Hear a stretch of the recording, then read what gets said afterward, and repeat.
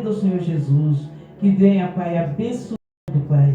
Vai de encontro àqueles que estão caídos sem força para levantar, em nome do Senhor Jesus.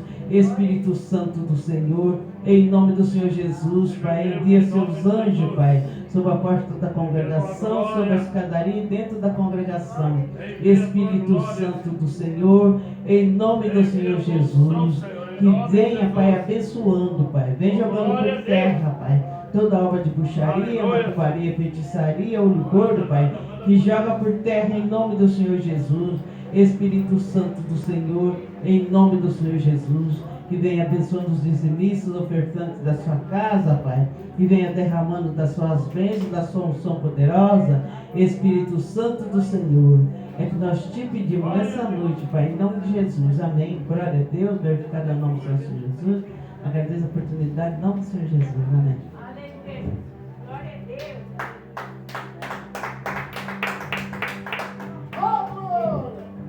Vamos estar ouvindo também nessa noite o Nicolas.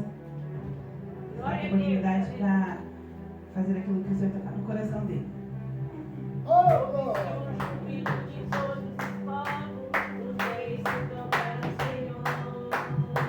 Salve a igreja com a paz do Senhor. Amém. Eu vou estar lendo Samuel 2, capítulo 2 Samuel, capítulo 12, versículo 13. 2 Samuel, versículo 13.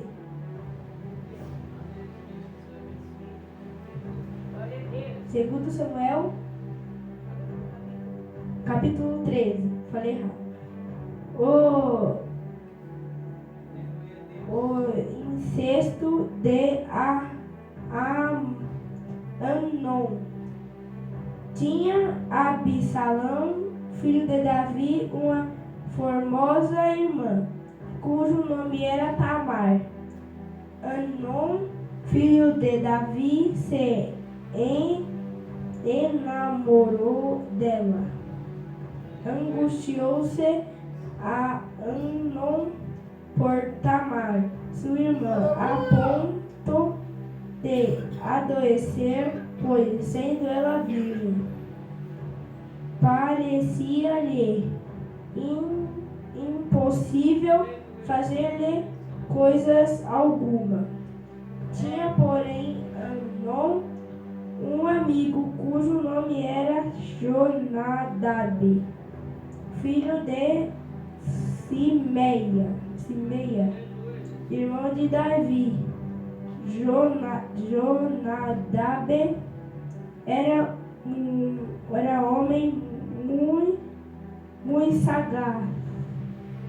E ele lhe disse: por que tanto emagreces de dia para dia, o filho do rei? Não mo dirás. Então lhe disse Amnon: amo Tamar, irmã de Absalão, meu irmão. Agradeço a oportunidade. Amém. Glória a Deus. Aleluia. Glória a Deus. Vamos estar recebendo o apóstolo Sebastião nessa noite para estar ministrando a palavra.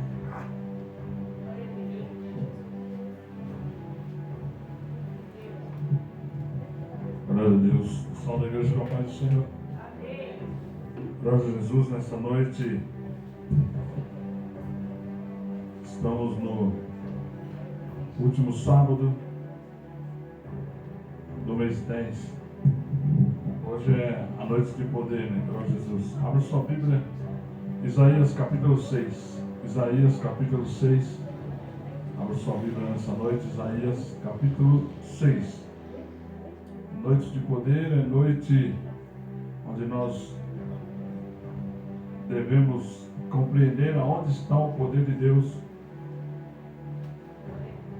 e recebê-lo. Isaías capítulo 6, versículo 1. Se você não encontrou na sua Bíblia, tem aqui no telão, você pode acompanhar. No ano em que morreu o rei Uzias, eu vi também ao Senhor assentado sobre um alto e sublime trono, e a cauda do seu manto enchia o templo. Os serafins estavam por cima dele. Cada um tinha 6 asas. Com 2 cobriu os seus rostos, com 2 cobriu os seus pés, e com 2 voavam. E clamavam uns aos outros, dizendo: Santo, Santo, Santo é o Senhor dos exércitos. Toda a terra está cheia da sua glória.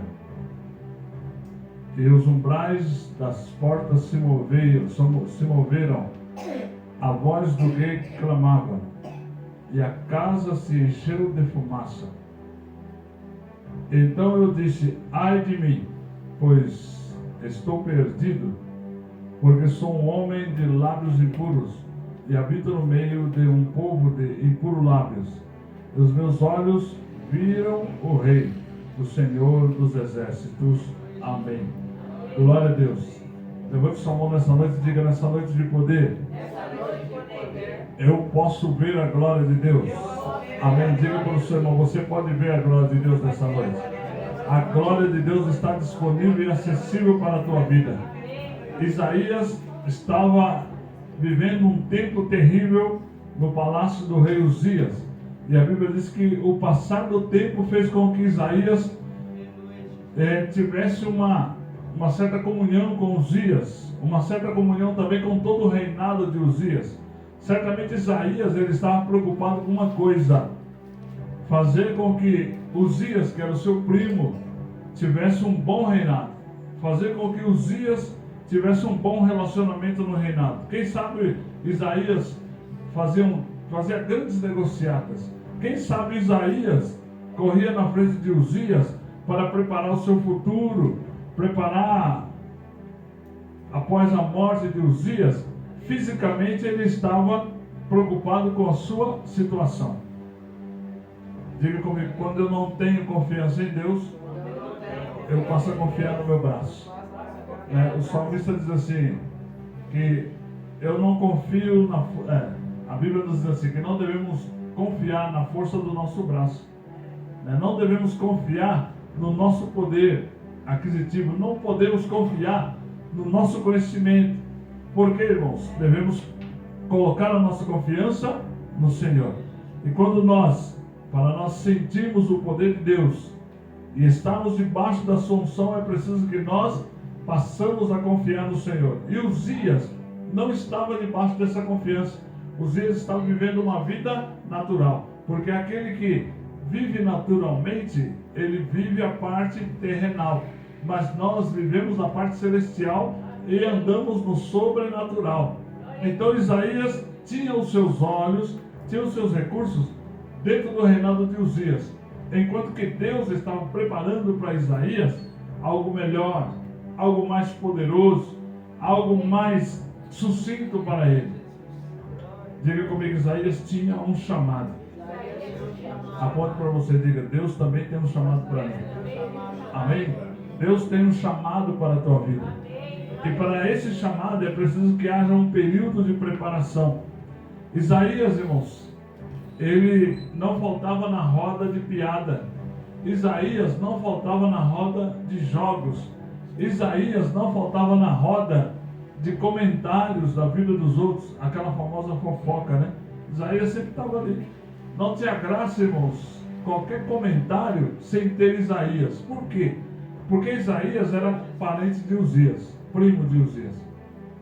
E se o reinado envolvesse Isaías na conversa, o que ia acontecer? Se o rei descobrisse qualquer coisa, eles estariam livres, porque o rei não ia matar o sobrinho, o primo, desculpa.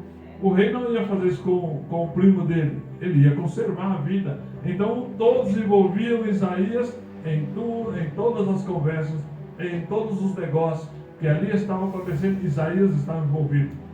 Mas Deus olhou para Isaías e disse: Isaías, eu tenho o melhor para você. Isaías, deixa tudo para o lado que você está vendo, porque eu tenho o melhor para você. Isaías, você não vai ficar jogando, você não vai ficar brincando, você não vai ficar fazendo uma outra coisa dentro do reinado do rei Uzias, porque dentro do reinado do rei Uzias, quem opera sou eu.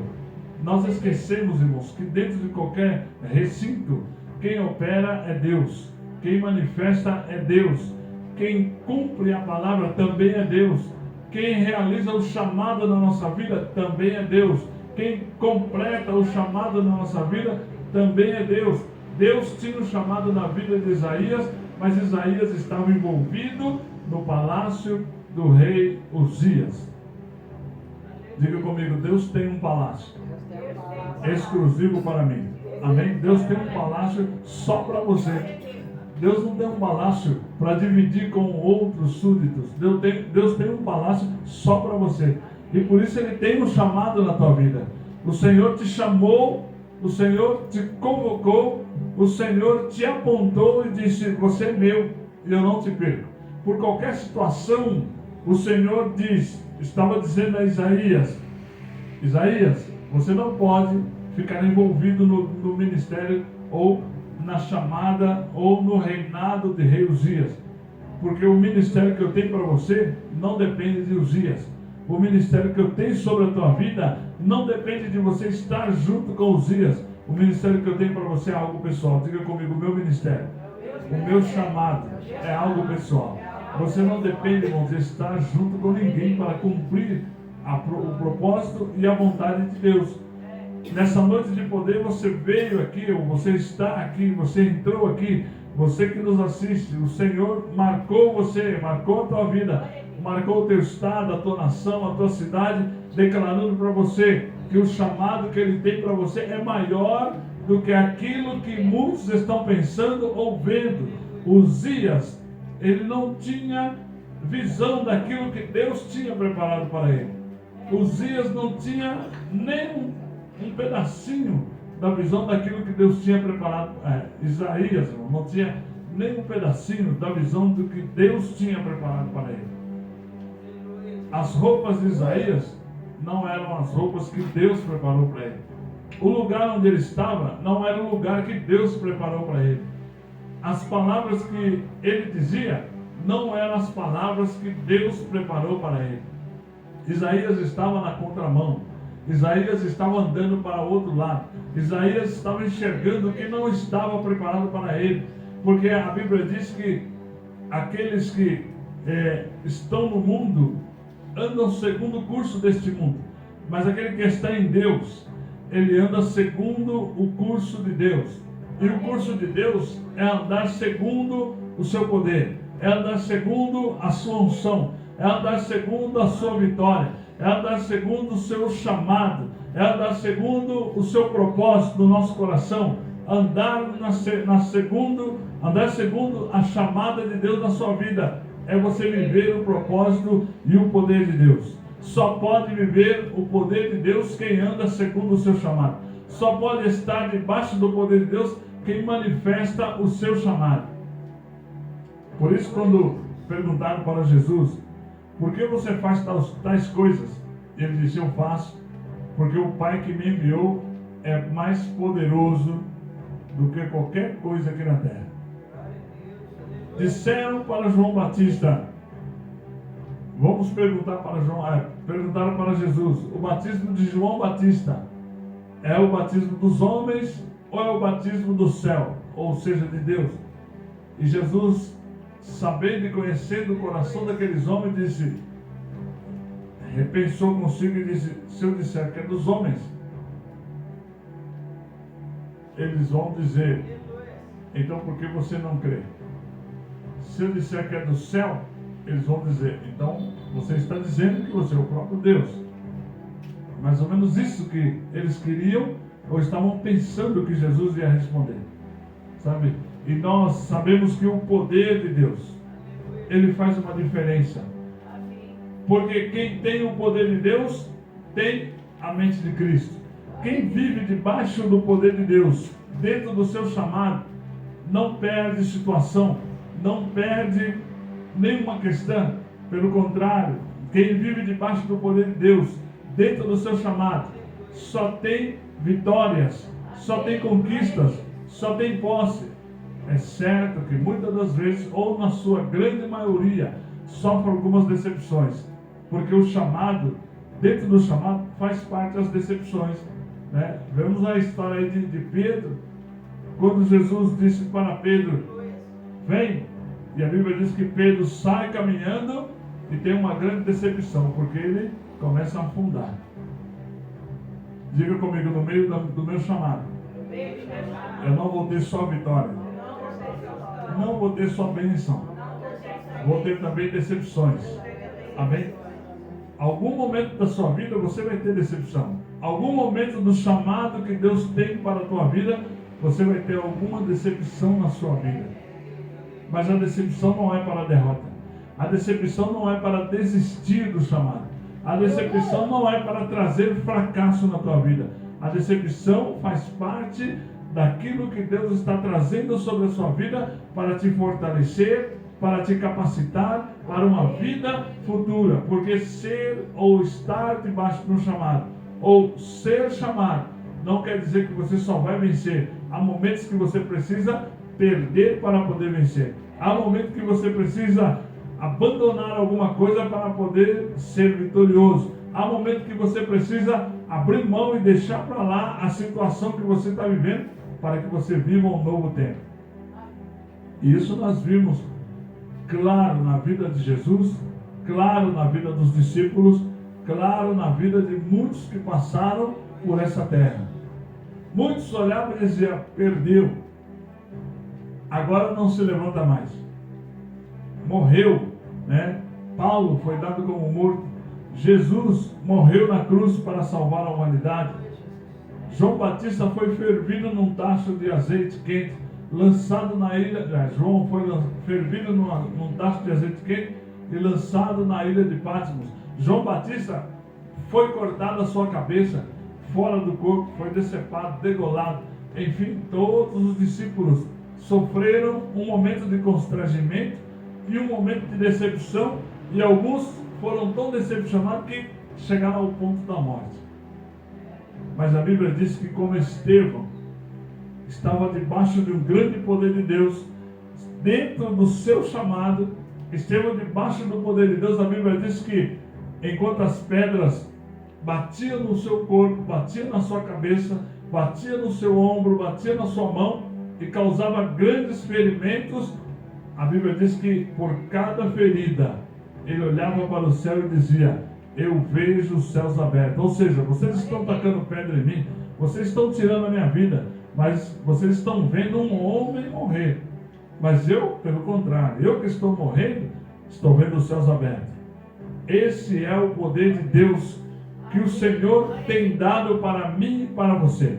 Esse é o poder que o Senhor tem nos chamado para estarmos vivendo Ele ou vivenciando essa graça.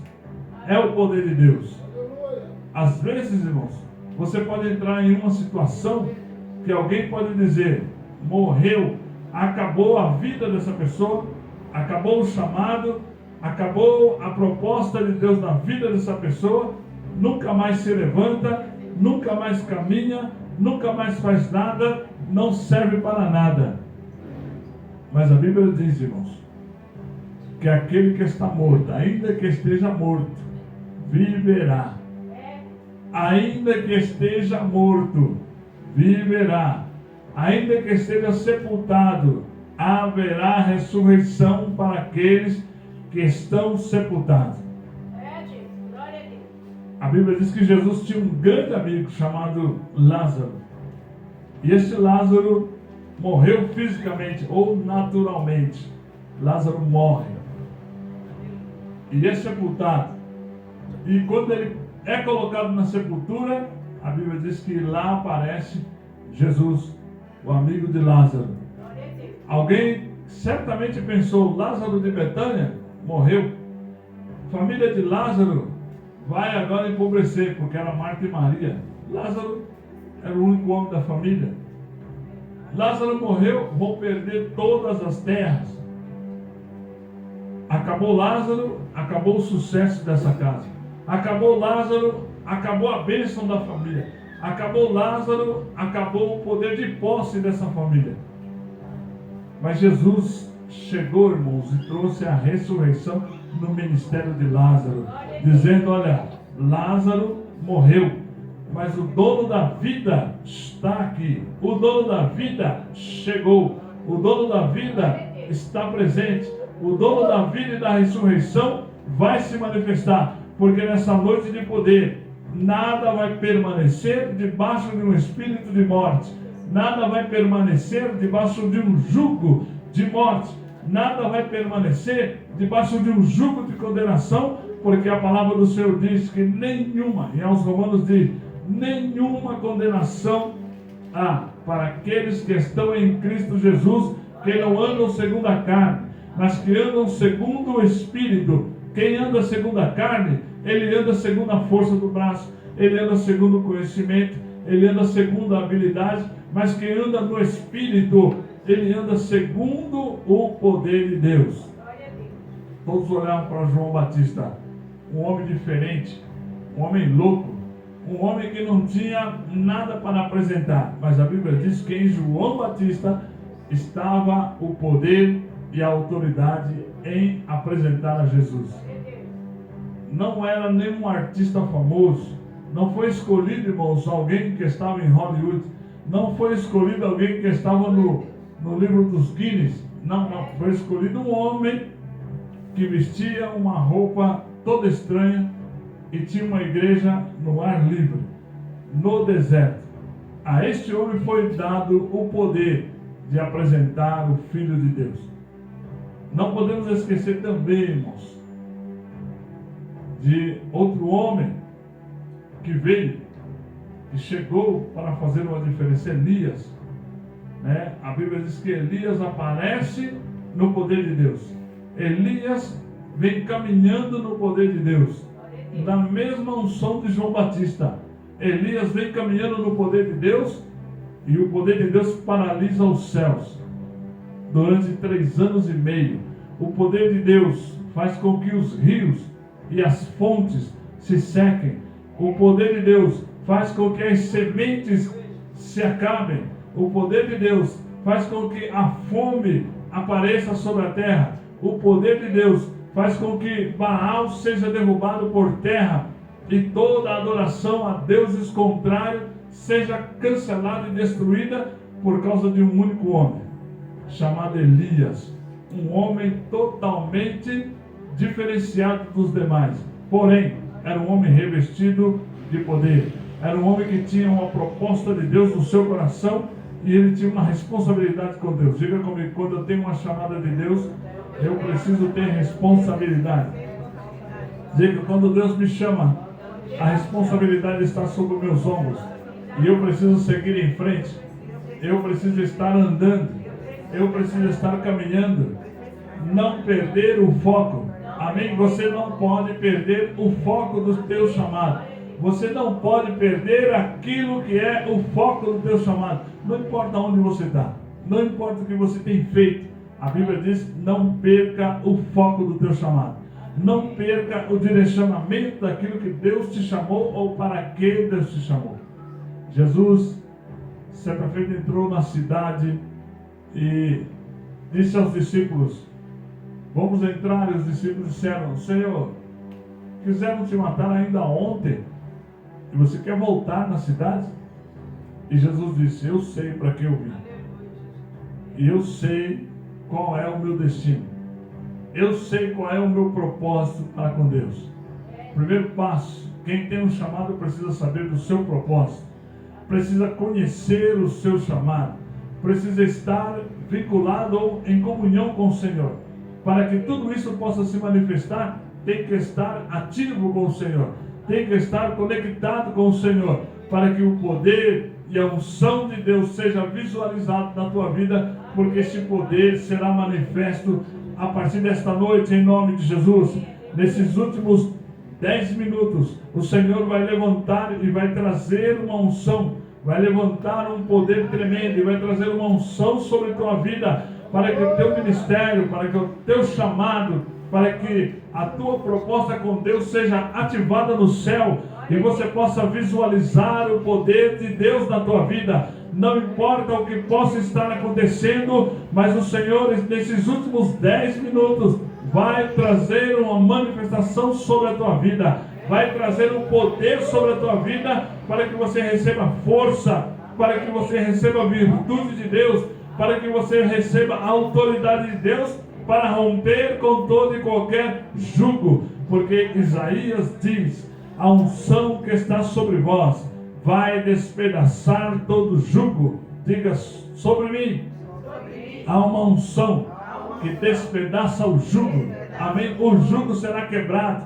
o jugo será tirado das tuas costas e será quebrado por causa da unção que está sobre a tua vida. Diga comigo: a unção, ela não é visível, mas o poder de Deus, ele manifesta visivelmente. Amém? A unção, ela é invisível, mas o poder de Deus é visível. A unção que está sobre nós, a unção que está sobre você, a unção que está na tua casa, ela é invisível. Se sente a unção, mas o poder que a unção traz, este é visível. Porque a Bíblia diz, Jesus, quando chamou os discípulos, disse: eis que vos dou poder. Diga comigo: poder. Poder é visível. Diga comigo: poder está na minha vida, para que todos vejam. Diga: eu caminho no poder. Quando eu caminho no poder, eu realizo milagres. Amém? A Bíblia diz a Josué: Josué, onde pisar na planta dos teus pés, eu te dou por lugar de posse. Isso é poder. Aonde pisar na planta dos pés, pisa o poder. Está na tua vida o poder. Você está debaixo de um poder. Você não está na unção, está debaixo de um poder. Poder é diferente de unção. Unção é especificamente para um trabalho, especificamente para uma função. Mas o poder, irmãos, é permanente, para que seja usado constantemente. O poder não sai. A unção, ela tem tempo de validade, mas o poder, irmãos, não paralisa.